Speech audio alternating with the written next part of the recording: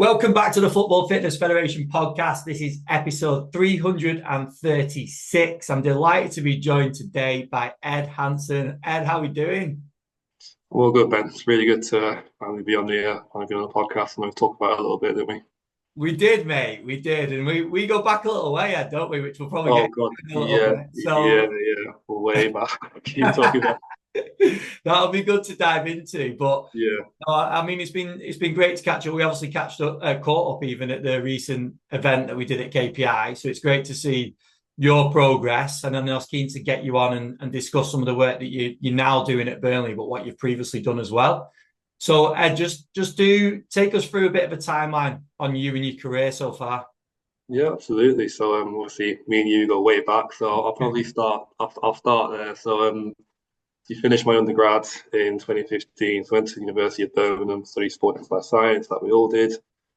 So during those 3 years, I didn't really do a great deal experience-wise. I was still a little bit unsure as to what direction to go down, but left 2015, didn't really have too many options. So wanted to just coach and just get some experience as opposed to going straight to my master's. I didn't really feel any much benefit going straight from an undergrad with very little experience into a master's. So I thought I'll take a year out and I'll just coach and just work and I'll just see where that takes me. And obviously that's where I met yourself and that's where I met all the other personal trainers. So for people wondering what we're talking about, my first sort of coaching experience came as a PT at Lifestyle Fitness in Deansgate, Manchester. Obviously, by that point, Ben already had like a thriving business, and to Ben's credit, he was somebody who I kind of looked up to in terms of like I want to be in terms of like what his business model was like Ben. So obviously, you had your private business, and you did yes and see work at Wigan as well, didn't you? At the same time, so that's where me and Ben sort of kind of initially met. And we're talking, I don't want to really rage here, but we're talking about 10 years ago now. It's been Yeah. a long time. So yeah, so learned a lot from there, and that's something I would kind of urge everybody who's in that sort of similar position where you're trying to gain experience, just get out and just coach people. I learned a lot coaching that Gen Pop population, like just the range of people you get to work with and the problems that you face. I'm not gonna lie, very similar to what you're gonna find in professional sports. So definitely something I recommend to a lot of people. And I feel alongside that, if you did some experience with like local universities and stuff like that. After that year, went back to do my master's at the University of Birmingham again. Worked at a local rugby club as well, so Birmingham Moseley for a little bit while completing my master. So just slowly building some experience. Back end of that, managed to land an internship at Blackburn Rovers. So that year-long internship with the team down there, which for me probably one of the most significant bits of experience that I've had so far. I learned so much in that year. Myself under Russ Wrigley, I see a few coaches there who I still really kind of look up to now. So teams like Lewis Fox, Daniel Pike, who's I think he's head of S&C at MME right now. Um, but learned so much that year. Kind of got not thrown into the deep end, but it was very, very hands-on. You're coaching from day one. You're doing loads in terms of working across the full spectrum, 18s all the way down to nine. So really set me up in good stead. Um, Finished that year, went on to this is like a year away from football, so worked in basketball for a year. So I went to Leicester Riders basketball as the S&C coach for the BBL senior BBL team as well as the academy team. So that was very full on. I've got loads of stories from that because basketball relative to football is not as well developed. S&C practice is probably not as fully understood. So yeah, very interesting year, but again, another year where like so much was learned. This was the first year of my internship, thrown straight into a senior team with a very interesting kind of setup, a very difficult season from a load management standpoint. Loads of mistakes, but also loads of lessons. Um, Finished that year, I went on to Stoke City, where I was there for 3 years under sorry, there for 3 years under Chalky, under Paul White, who I know you've had on the podcast before. Again, so going from riders where there wasn't much of an S&C sort of program, if you will, going into one that's very well developed. So a nice big contrast there. And after 3 years, left Stoke City into my current role as the lead academy S&C at Burnley Football Club. Brilliant, mate. That's a really good breakdown of like your career, and I know the experiences as well, because you've already mentioned a number of different sports that you've got experience in, but I know yourself as well, lad. You've got experience in martial arts as well, haven't you? Which I know we had a chat at KPI in terms of like S&C for martial arts, which maybe is a different conversation. But in terms of those experiences that you had from more established programs, probably within football, and I know you've mentioned some of the names there you've worked with in terms of Russ and Chalky and people like that, pulling from their sorts of experiences, but also having experiences where maybe it's a clean slate or S&C is not much of a priority in those sports. Mm-hmm. The key things that you could take now into your role from those different experiences, different sports, different sorts of setups? Yeah, for me, it's probably been the soft skill side of things. I want to reflect back on, I'll kind of refer to the rider situation. Like, obviously, there was loads to learn from a technical standpoint, but when I kind of reflect back and think I could have done better, it's definitely just kind of getting people on board with myself, getting people on board with what we're trying to do with a department. And any sort of failures have always kind of referred back to that. People just not really kind of like trust, I'm not understanding, but definitely not trusting what we do. So that's always been like the priority, especially going into this role, and just kind of like having that. And I've got some notes on that for kind of later on, but just having that as the real focus for the program as a foundation, just kind of building that trust between what we're trying to do as a department, that trust between us and the players, us and the rest of the sports science staff, us and the coaches. And I think that just creates this environment for it to become like a much wider part of the program. And you mentioned as well the time at Blackburn being like one of the best times in terms of development for you as a practitioner. And you said as well about sort of being thrown in and working across different age groups and stuff. Was there anything else where you felt that was the main reason for you developing and that being a really good opportunity for yourself? Sorry, how do you mean? So in terms of you mentioned that was a time that you felt like you progressed, or maybe it was one of the best bits of experience for you. Was it just the fact that they sort of threw you in at the deep end, you worked across age groups like you mentioned, or was there anything else? Yeah, so I feel like the program there was very, very good. It was another well-developed program. There was loads of support, but I feel like they got the balance right in terms of okay, right, here's like your kind of like area that you can take ownership of, but then also you had the really good staff to bounce ideas off and get good feedback off, and I think that's what made that year really successful for me in terms of just being able to leave that role and then be able to go into wasn't ready for it, but go into a full-time role with Leicester Riders off the back of it. So I think it's just fun striking that balance of giving, say if you've gone into and giving them the freedom to go and almost like take ownership of a part of the program, but then also being able to kind of like just provide a little bit of support to help them in certain areas where they might need upskilling. But for me, that was the big one, just having really good staff to be able to get good feedback of, and then also bounce ideas off and have really good conversations day in, day out around the just areas that you might need to upskill on. And then what's the lessons for you now? So when you're in that position of taking interns in at the football club and giving them opportunity, what sort of approach do you take? Do you take a similar approach now? Oh, definitely, yeah. So I'll definitely try and make sure that there's plenty of opportunity to kind of get hands-on and coach. I think I've seen internships where I haven't quite worked out. That's always been the thing that's kind of like held them back a little bit, just that unwillingness to kind of go forward and just coach and get in front of players, get in front of teams. So definitely just let them kind of go out and coach and stand back a little bit and don't be kind of like breathing down the necks for every little thing. I'll let them make mistakes, like especially at academy level. Like there's more room to make a little some little errors. I appreciate if you're in a first team environment, it might be a little bit different, where it's a bit more on the line. But if you're working with a group of under 12, 13, 14s, like you can make mistakes like every now and again. Obviously, as long as you're not hurting anybody.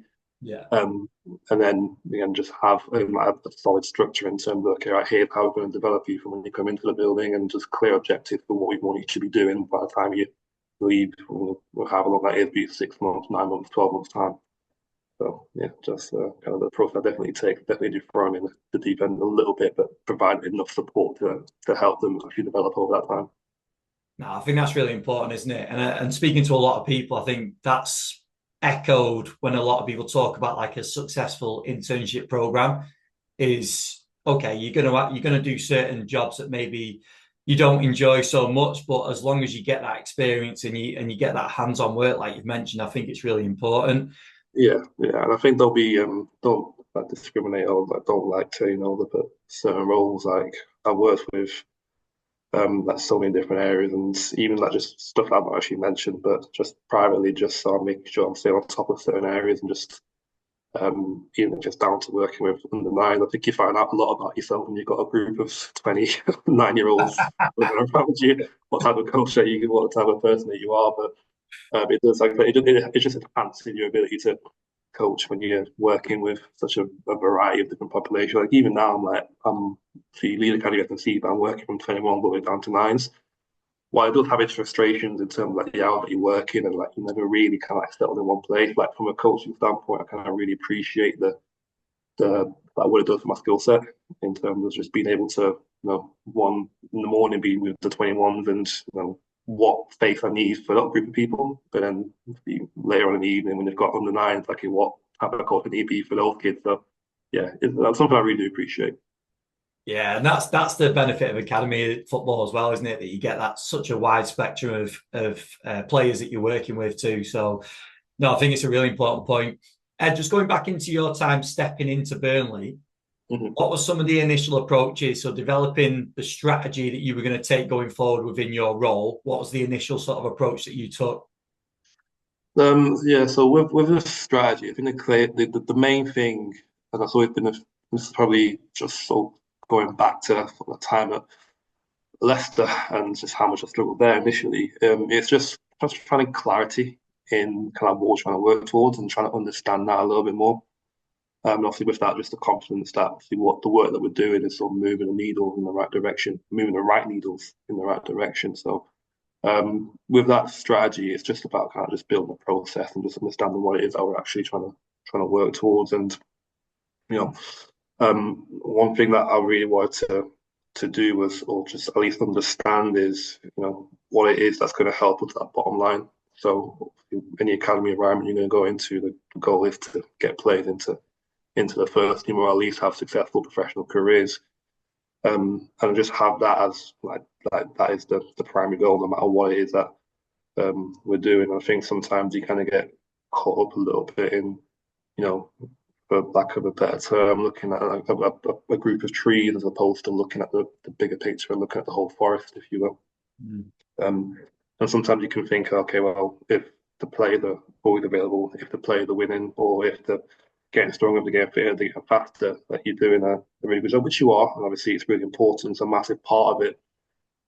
But academies are expensive to run, and people putting money into it. And at the end of the day, you're going to want to know, right, who is ready to play in the first team, or who is ready to play professional football. And you can have the high availability, you can have the high placings in the league, you can have all that stuff, you can have all like really good metrics and everything that you're doing. But if no one's making it through to professional football, then there's going to be questions being asked about your strategy. So, well, just to make sure that that was the bottom line, and then working downstream from there, and just understanding, okay, about what is it that helps a player along that journey to make it into professional football. So yeah, that's kind of like a very quick overview of kind of what I'm trying to do from a strategy standpoint. So if you peel that back a further layer, like what if that's the goal, that's what we're trying to get to. What's the priorities from that point then from your perspective? And maybe as well on that, what are some of the things that you not necessarily disregard, but become less of a priority at that time? In terms of priorities, I'll probably go back to sort of the process, and especially at the start, it was just to understand, okay, like, what does actually work for us. So obviously, you've got to look at the current players in the first team and look at your population. Okay, like, what is it that what kind of that defines success. And I don't think we've got it right yet. You can look at a variety of different metrics. So if you look at see pitch-based metrics and GPS metrics and stuff like that, and then look at okay, right, the first team players that are successful. Okay, what are they producing? And this is where I don't think we've necessarily got it right yet, because obviously you can look at first team metrics, you look all the way down to 15, 16, it doesn't differ that much. So clearly there's something else going on there. It's still a big part of it, it's still something worth looking at, but it's just making sure that from a big picture standpoint, you're kind of drawing different bits of information from all the different departments. So if you're looking at from SMC, sports science, physio, nutrition, all that kind of stuff. So in terms of kind of like what we prioritize, like I said, it's just trying to understand what it is that actually help players move through the kind of transition through the different age groups. So we'll go from maybe, let's say, like we'll start with sort of scholar age going into under 16 going into kind of like scholar age. Okay, right, players who are successful going from sort of under 16 to under 18 and being able to actually thrive in all environments. Okay, right, what are the key features there? Likewise, leading to 21s, and then the where we can sort of 21s through to first team, or 21s through to if they do move on from Burnley to whatever club, like what characteristics do we see in those players? So it's just that understanding, and then from there we can then peel back into okay, right, what are the physical qualities that those players then obviously have. What can it handle from a training standpoint? I think that's one of the big things in terms of just looking at the training process and what they training process, but look at how they actually train and what they can handle. And the big thing for us is turnover. So if they, I'm going off a tangent here, I'll kind of read it back in a second, but if they play a big game on a Saturday, are they ready to go again on a Tuesday? So those types of things that we want to kind of like be able to identify and understand, okay, right, what it is that actually makes a player successful when they transition through to different phases. But yeah, I'll kind of stop there, so I don't go off on a tangent, but I'll kind of let you. No, I really like that point, Noah, because that's where you spoke about preparing players for first team and getting them to that point of being ready. That's a real crucial point, isn't it? Of the fact of being able to go again. And anyone that's worked around first team, 21s, maybe 18s, they'll know that there's probably some players that seem to be able to just handle game after game after game after game. And yes, they get fatigued and all the rest of it, but they just seem to be able to handle a lot more. Whereas definitely, yeah. So that's one thing that we try and that when we have conversations later on, because I think we want to definitely also have like a review in terms of how we go about doing things with on that front. Just like if you think about let's say if we look at where Burnley are right now in the league, so we had a really good run of results for the weekend. A lot of things worked in our favour. Now top, we've got 6 big games. Now if you're going into that environment, you need to show up for those 6 games. Yeah. And that's 6 games in 4 or 5 weeks. So there's a big demand when it comes to turnover. So I think it's a big thing for us to make sure that it's not just what I'm kind of trying to get at. It's not necessarily just on yourself staff to kind of do more and more and more. It's more to ask the players to okay, right, as a professional, what can you how are you going to look after yourself in that time between training session, that time between games, to make sure that you're coming into the next training session ready to go, that you come into the next game ready to go. And that's something that I've got out on my notes in regards to build autonomy within that training process and using that as your foundation as well. So just to kind of go off on that. No, it's a really important point, because you've mentioned the sort of scenario right now, and that's not only 6 games, is it? That's 6 performances. And yeah. So it's not just getting through 90 minutes or however many minutes they're going to play. It's at this is time when they've actually got to make impact on the back of a really busy season as well, isn't it? So I think it's a really good point on dealing with each individual player and each individual case as well. Yeah, no, it is tough. And to be fair, it's not necessarily my. I try and add input. We've got a really, really good team. We've got Adam Bowman, our lead sports scientist, does a really good job of our 21s. Rich Jackson, our lead physio, who again works closely. Him and Adam work closely together. So they manage things really, really well. I just try and give input wherever I can. But in regards to the strategy from an S&C standpoint and kind of like what I'm working towards sort of in the gym and where I can be on the pitch. It's just having that as my bottom line in regards to, okay, whatever I'm doing is not necessarily to move needles for the sake of moving needles, it's to move those needles to make sure those players can handle those demands on the pitch and see turnover in games. But even with our 21s right now, we've got really ridiculous run of games. We're trying to have a bit of a case study at the moment just to kind of see how well we can actually manage that period, because I think it'll provide some really, really good insights that will obviously help with that bottom line, because ultimately that's what we're trying to get ready for. Like especially in the football league, like you're talking 2 games every week, pretty much for the full season. So yeah, I think it's a really big thing for us just to make sure that players can handle that demand, and it'll help massively for that transition, especially from 21s into first team. No, that's interesting to prepare players at that level, isn't it, for a time like this in the first team? Because essentially you might have players with you right now that maybe next year are in this scenario of having these 6 games ready to perform. Yeah, So definitely. where does your mind go in terms of, obviously we can break down strength work, power work that's going on in the actual gym, but is there anything that jumps out to you that you need to be doing with players to prepare them for an intense period like this? Yeah, I think that kind of varies depending on the player, and this is kind of like where having that sort of clarity within the strategy helps. And I'm not sure that's kind of probably worth mentioning, and that it's kind of like ongoing in that you want to keep up to date with the solution that you need to be providing for players. So what we I don't know if we have kind of strength, or we have well, I have the skills anyway to draw us out from the data, but you kind of want to pick up on trends within your squad and understand how certain players respond to training, how they respond to games. Because you've got some players who, like you said, will just bounce back from games, and they'll be able to 2 games a week and produce ridiculous metrics across the board. We have some players who will have one tough game and will have to fall apart on a Monday when they come in. So I think you're just understanding, using obviously the strategy and having that process in place to understand like how they actually respond, and then from there you get that clarity in what you should be doing and what you're working towards. So I think once you have that, then we can see, well, we've got this now for later, but you can then start to kind of like group players and better understand like what they need within the week and within their microcycle to make sure that they are turnover, and then also within that, so they understand that as well. So especially, let's say if a player goes out on loan and they don't have the support of our lethal scientists, they haven't got the support of our physio, and they're on their own a little bit.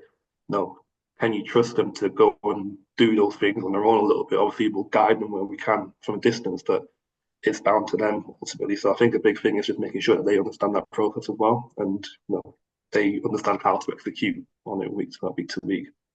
But yeah, with that clarity and that strategy, just understanding how, if we can, understand how players respond to different training levels, to different stresses, and provide solutions based off that.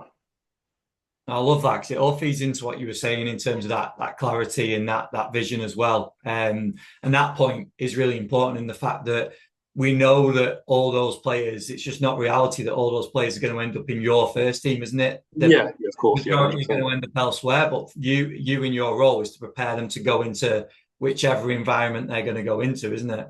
Yeah, and that I think it can range great. Like we've had players go on loan and they get absolutely blasted, and they have to kind of like survive. And on the flip side, you get players who go on loan and don't do anything really. So they've then got to take ownership of their program to go, okay, well, I need to do more in terms of just making sure that I'm ready for what's to come. Because especially if you're maybe not getting the minutes that you want, you can easily start to just go on a bit of a decline fitness wise. So again, if a player kind of understands that, the decisions that they make week to week, day to day, end up being much more effective for their long term development. 100%. You referenced it there slightly, Adam. I know we spoke about this at KPI, and it was something that the guys at KPI covered, is around profiling. So just cover your approach to profiling and then also the groupings of players and how you work. Yeah, so I'll try and do it obviously based off kind of like proximity to first team standards. So we'll again, these are loose standards. Again, this is where just having that ongoing process where we're updating those standards to make sure that obviously they're relevant. and they are in fact accurate. And there's still loads of upskilling to do on my part, loads of upskilling to do, I think, across the department on this. But I think we've kind of got a decent jump off point, good reference point. So we kind of do it based off sort of first team standards, so kind of what we want to see from a obviously metric standpoint across different positions. What I kind of want to look at as well is see what they can kind of handle training wise in terms of what their training week looks like and what they can kind of like churn out almost. Working downstream of that, then it's kind of like what physical qualities kind of underpin that. So what you want to see from a power standpoint, from a speed standpoint, which is a big part of the program, especially at YDP.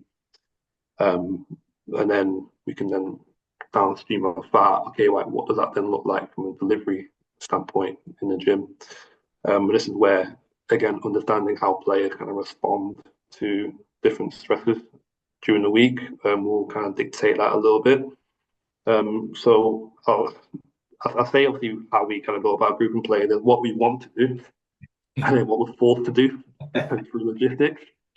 So I'll talk a little bit on both very quickly. So I'll talk about what we wanted to do, and I'll talk about what we actually do logistics wise. So what I initially wanted to do was kind of like group players again based off that proximity to first team. So we have two sort of broad groups, if you will. So the first one being more of a performance group who are kind of in and around it. And the idea behind that is just to obviously, if you think about, you might have heard stories of some players, they might have had one worldy session and all of a sudden they're now in amongst it and they're playing first team football. And it does happen. So you want to make sure that those players are in the best position to be able to perform when it comes to even just like a training session with the first team, give them the best chance to impress the gaffer.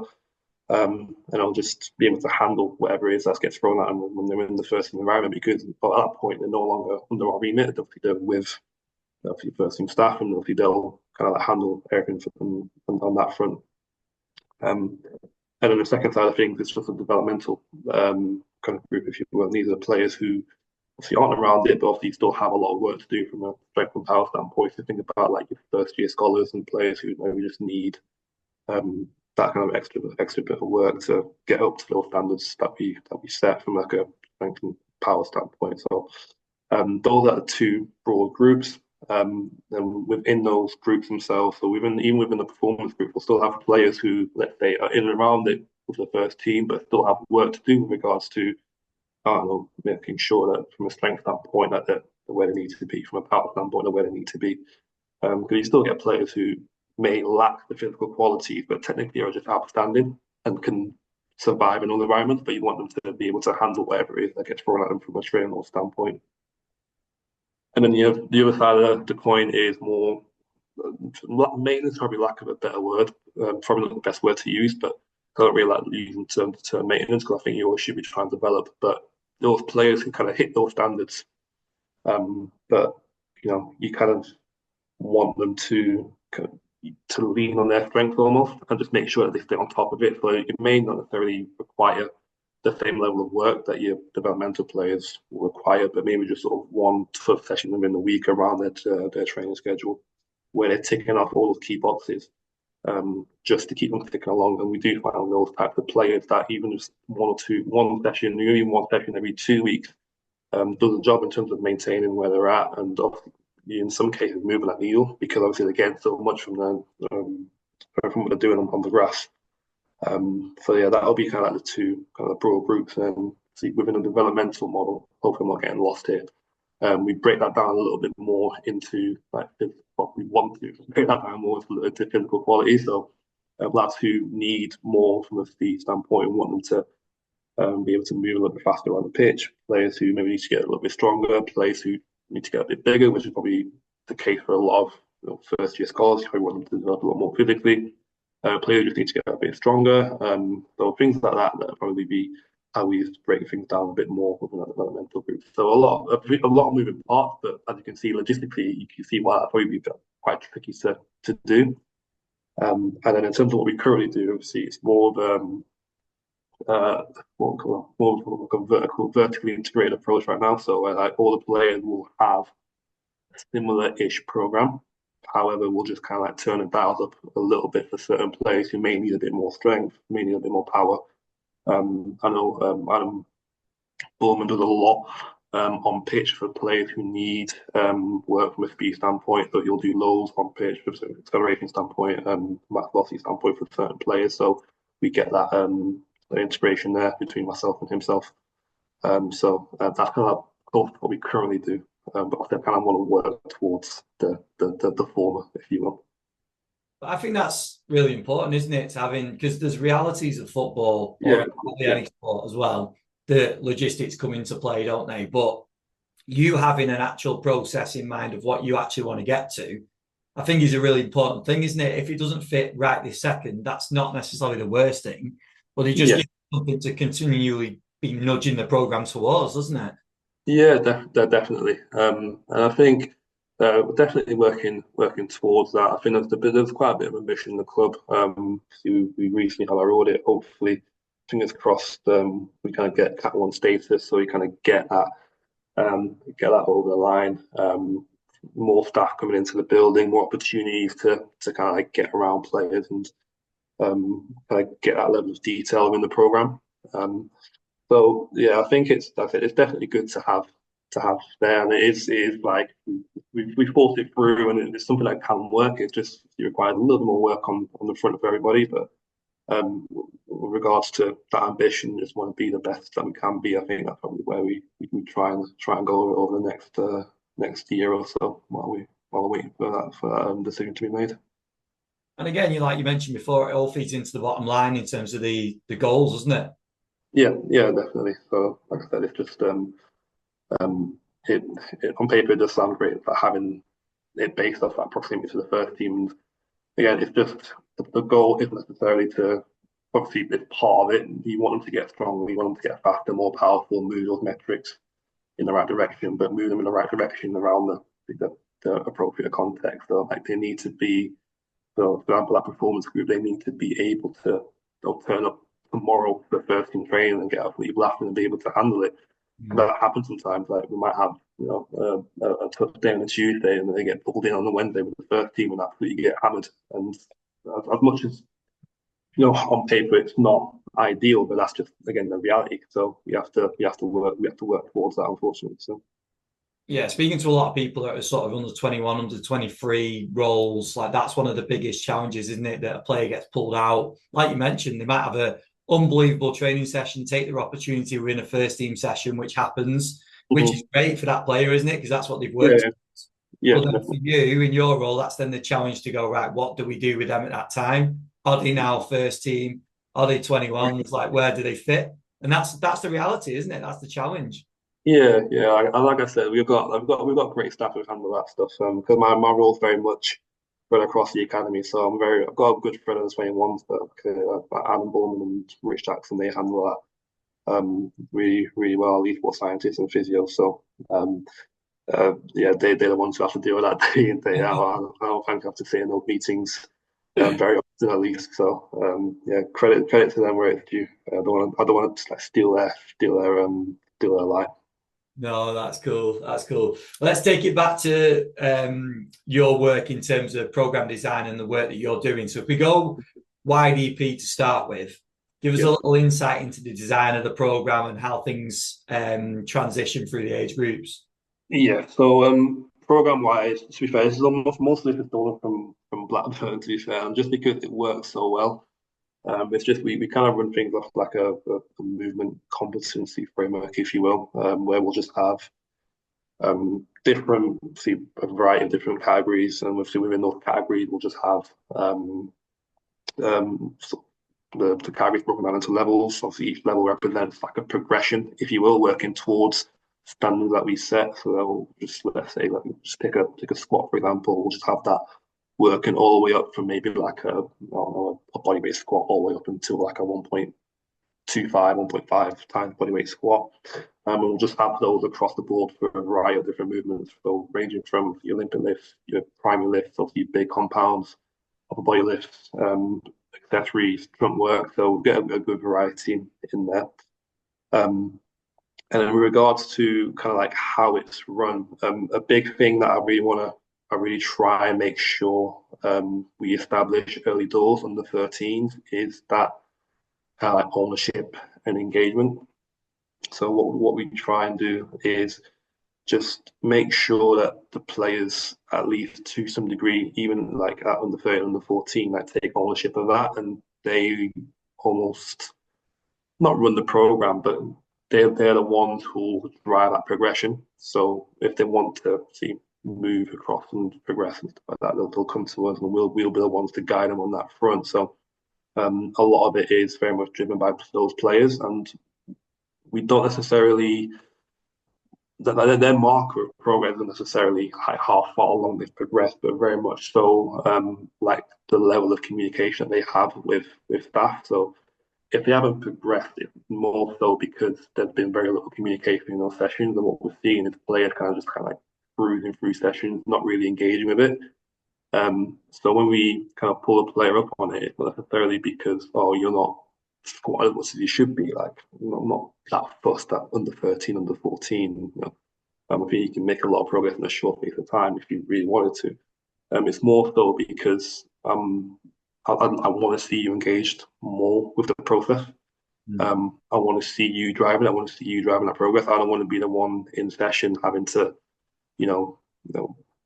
be right next to you and just making sure that you're, trying to strive for progress for improvement. That should be coming from you, and that's what we try to focus the program on, especially early doors, and then as they get towards more the advanced stages, that's when you get a little bit more. Well, try and get a bit more focus on that the programming side of things. But ultimately, we do try and keep it very, very simple. And YDP, we really do try and focus on that engagement and making sure that the players are collaborating with coaches as opposed to us being the one at the front, just kind of like leading and directing. Like what a big factor for success, or a big success definitely this year for me, is being able to just take a step back within a session, not really, be kind of in it, be on the outside, and then the session runs perfectly, and the players are coming to me asking me, okay, right, I think I'm ready to progress, or what do you think of this? Like, is this right? I'm not sure. Like that, those type of conversations I'm having, even with players,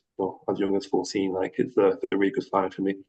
And I think it sets the program up very, very nicely when we go into full-time football, when we're talking about, kind of players, take that on responsibility or build that autonomy, and make better decisions sort of day in, day out with regards to their performance. And I know it's a small part of their performance, obviously being in the gym, but let's say you give a 16, 17, 18-year-old a program, can you trust that they're going to do it properly? And I think like having that foundation set early doors is going to be a big factor towards that.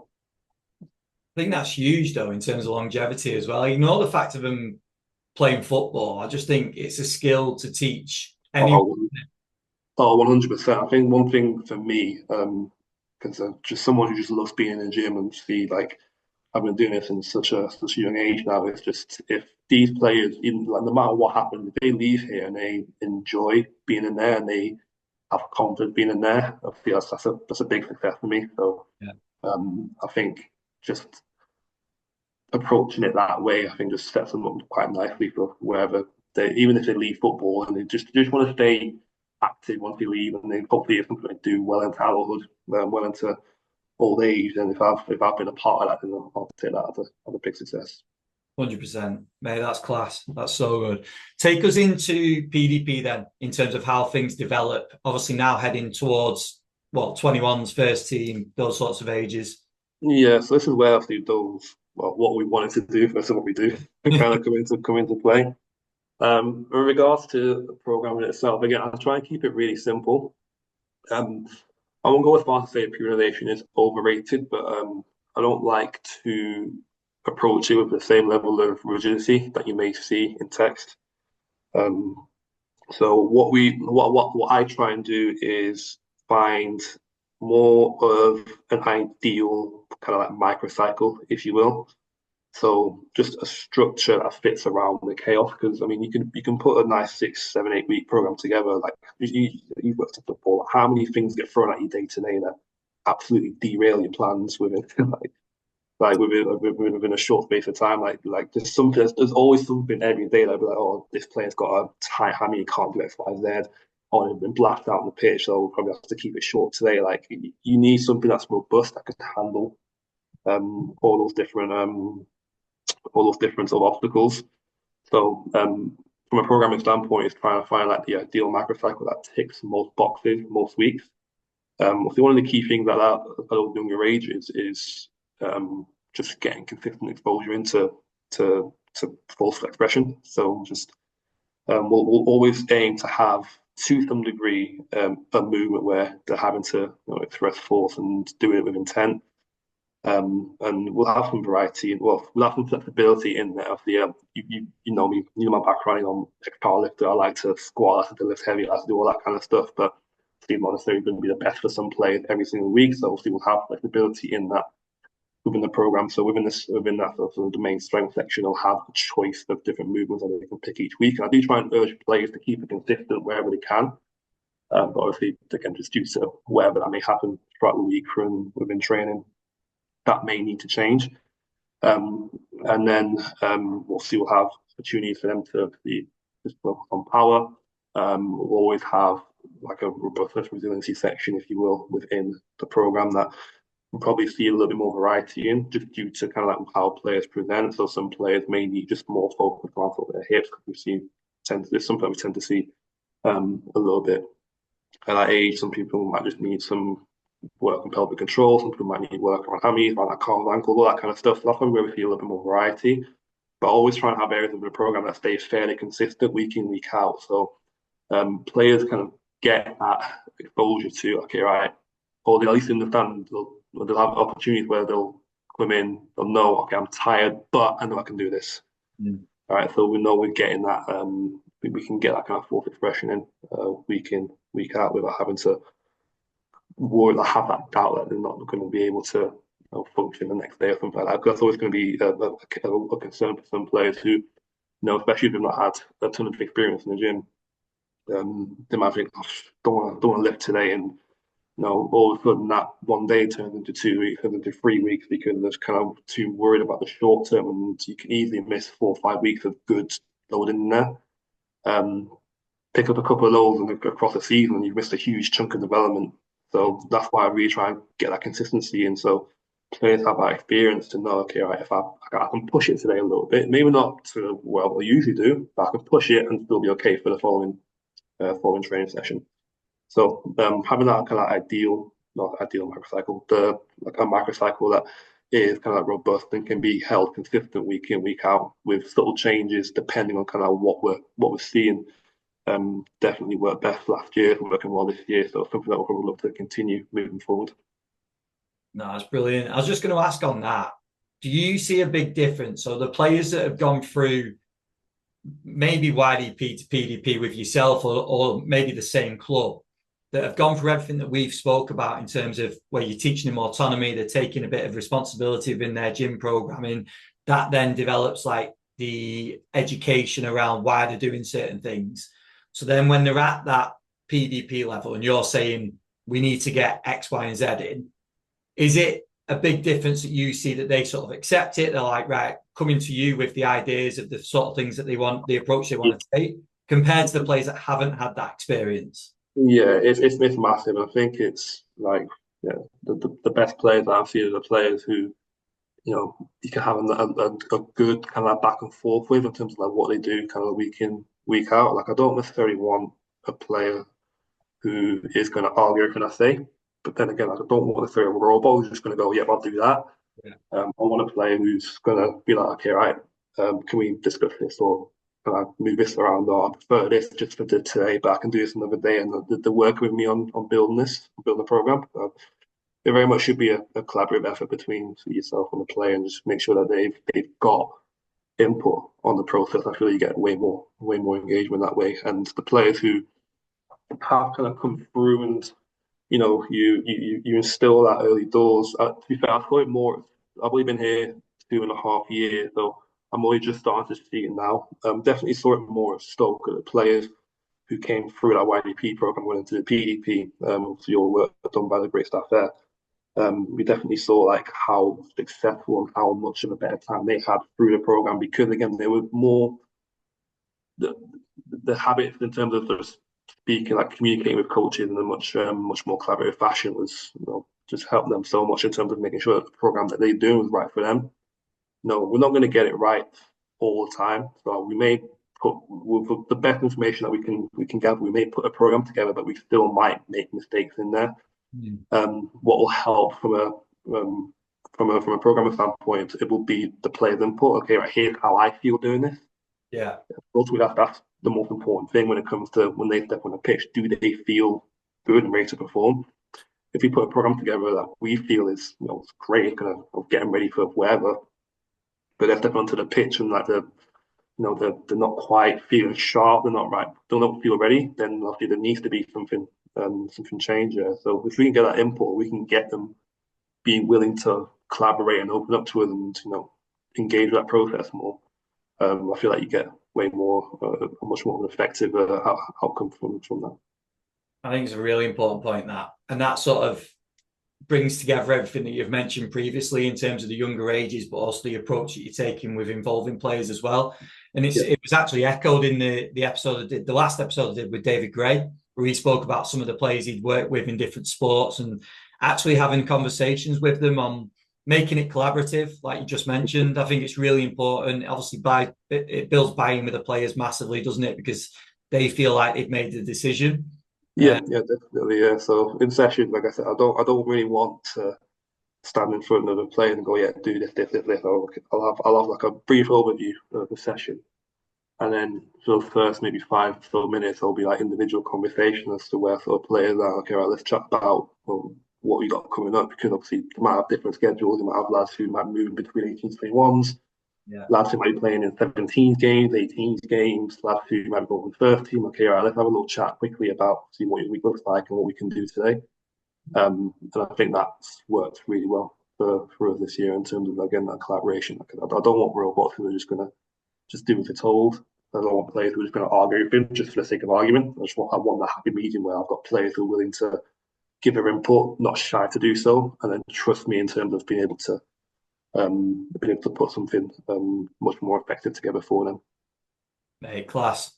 That's absolutely superb. I really appreciate you breaking it down just in terms of, I think what's been great with this episode is that you've given us the vision on where you want to get to, where you want to take the program, but the reality of where it is right now as well, and some of the challenges you're dealing with right now. And I think that's so important and really valuable to all the listeners as well. So I really appreciate you doing that.